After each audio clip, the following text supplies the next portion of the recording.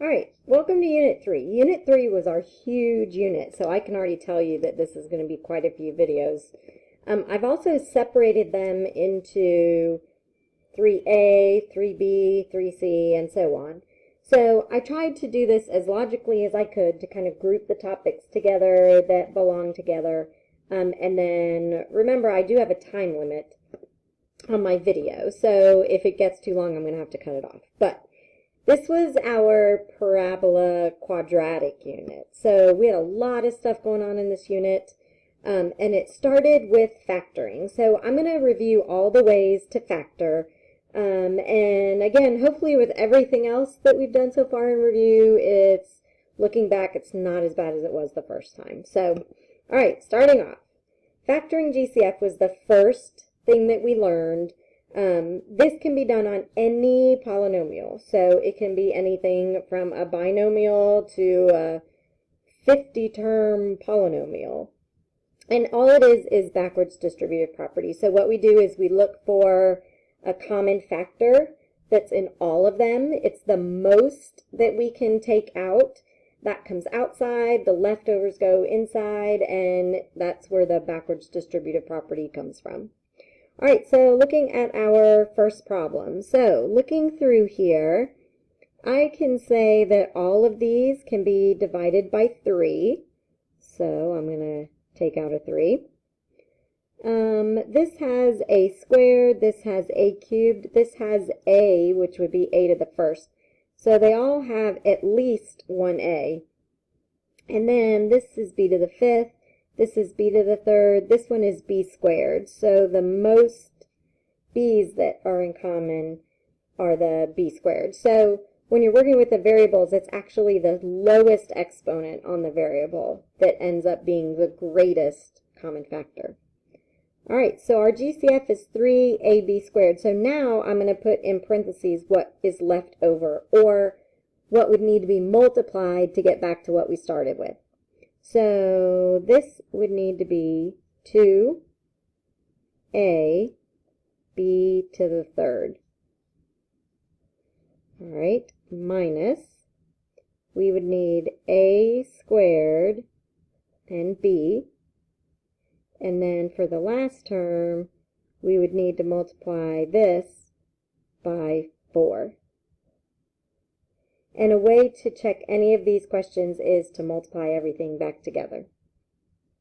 All right, next up we did factoring trinomials. So trinomials when we have 3 terms. When we first did these, the leading coefficient was 1. So I've been saying all along there's no leading coefficient. There's not a leading coefficient other than 1. And what we're doing is we are looking for factors that multiply to be 15 but add up to negative 8. So we're thinking of things that would multiply to be positive 15 that would add up to negative 8. And hopefully this one comes up pretty quickly. I think I overused this example with geometry. But if we had a negative 3 and a negative 5, if we multiplied those two together, it would give us the positive 15. If we combine them together as the outside and the inside, it would equal negative 8. All right, number 3. This time we want factors of negative 28 that would add up to 3. So we need to think about what would multiply to give us negative 28, but would add up to positive 3. So in this case, one of our numbers is going to be positive, and the other one is going to be negative. So if we multiplied these together, we would get a negative 28, but if we combine the outside and the inside, we would get a positive 3. And again, you can check these by foiling. If you FOIL this back together, you will get what you started with. All right, the next type of factoring that we did was grouping, and factoring by grouping can be identified. It has at least 4 terms. We only did 4-term grouping problems, but you could have more. And we're going to group the terms 2 and 2, and then we do the greatest common factor actually 3 times. So for our 4th example here, I'm going to go ahead and group them as they're written. So if I look right here, if we cover this up, the GCF between the first two would be 5n squared, and that would leave behind 5n minus 1.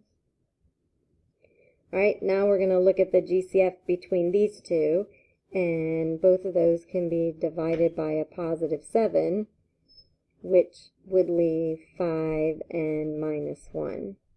So we did GCF over here, we did GCF over here, and now if we look here, we have a common factor again of 5n minus 1. And then the other set of parentheses would be 5n squared plus 7. And you can check this by foiling that back together. Alright. Sometimes we might have to do a little maneuvering with the negatives to get the problems to work out, and that's completely okay. So on this problem, I am going to group those two and those two. So out of this first group, I can take a 20x. So if I take out 20x, that would leave 4y minus z. Alright, when we go over here, I see a 4w in common. The problem is that if we take out a 4w, that's going to leave us with a negative 4y. But we need 4y minus z. So I'm going to take out a negative 4w, which means that my leftover here would be 4y, and the leftover on the end would be a negative z. So now I have a GCF right here. So 4y minus z is one set, and 20x minus 4w is the other set. Alright, then we went to trinomials with a leading coefficient. And these were 3-term polynomials again, but this time the coefficient was something other than a 1. We used the little x to help us out, and then after that it created a grouping problem. And you could also do this by guess and check, which is basically the way that I learned. But alright, so to start off, I'm going to make the x over here. Oops, sorry, let me get on the camera. So we need to multiply and get 36, but we want our numbers to add up to 12. So we need to think of ways that would multiply and equal 36, but add up to 12. So if you think 9 and 4, but that doesn't work, 3 and 12, but that doesn't work, but we do have 6 and 6. So don't forget some of the more obvious ones. So if we multiply that, we would get 36. If we combine that together, we would get 12. So what I'm going to do is split my 12x into 6x and 6x. So we have 4x squared plus 6x plus 6x plus 9. So now we have a grouping problem. So I'm going to group those two and those two. So if I look here, GCF is 2x, which would leave 2x plus 3. If I look at here, this group, the GCF is 3, which would leave 2x plus 3. So now I have a GCF right there of 2x plus 3. They both have the 2x plus 3 in common, which is not a coincidence. That's on purpose. And then what's left over is 2x plus 3. Now, again, you can FOIL these together to check. Also, this one we could write, since it's the same thing twice, we could write 2x plus 3 squared. All right, number 7. So if we do our little x over here, we need to multiply and get a negative 30, but we want it to add up to negative 7. So we need factors that would multiply and equal negative 30, but would add up to negative 7. So I'm thinking negative 10 and positive 3. That would multiply and be negative 30, but combine together to be negative 7. So I'm going to split this to be negative 10c and 3c. So 2c squared minus 10c plus 3c minus 15. So now we have a grouping problem. So I'm going to group those two and those two. Out of this set, there's a GCF of 2c, which would leave c minus 5. Out of this set, there's a GCF of 3, which would leave c minus 5. So now I know c minus 5 is one set, and 2c plus 3 is the second set. Again, you can always multiply it back together by FOILing to check your answer. Alright, next up, factoring difference of squares. This one was the one that most people liked. There's no middle term, and the reason why there's no middle term is because one of them's positive and one of them's negative, which is how you end up getting a negative number when you multiply. But in that case, they end up canceling each other out. So what we're going to do is set this up to be two binomials. The way to get n squared is n times n. The way to get a negative 121 would be negative 11 and positive 11. And then if we FOILed this, the outsides and the insides would cancel. Now, it only works, and it only works if it's subtraction in the middle. Alright, number 9. So once again, two terms, very easy to identify. So we want to set this up.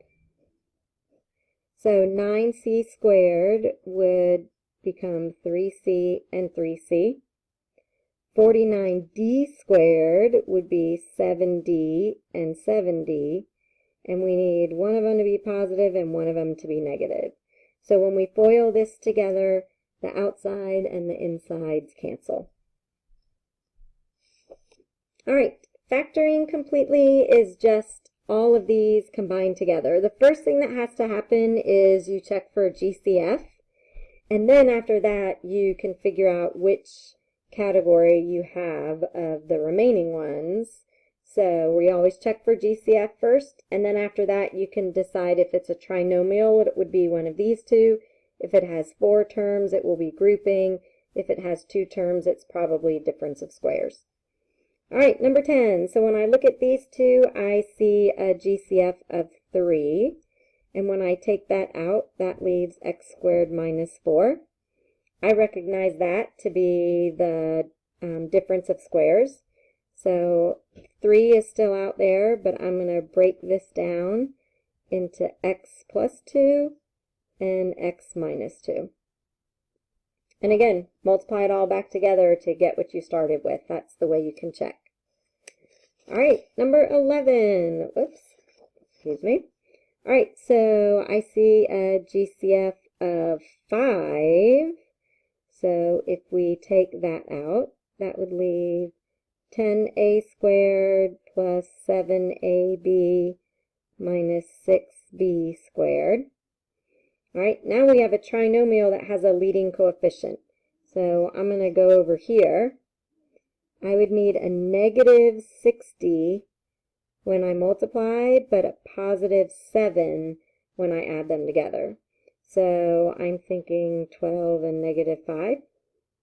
So that would be a negative 60 when I multiply them together, but a positive 7 when I add them together.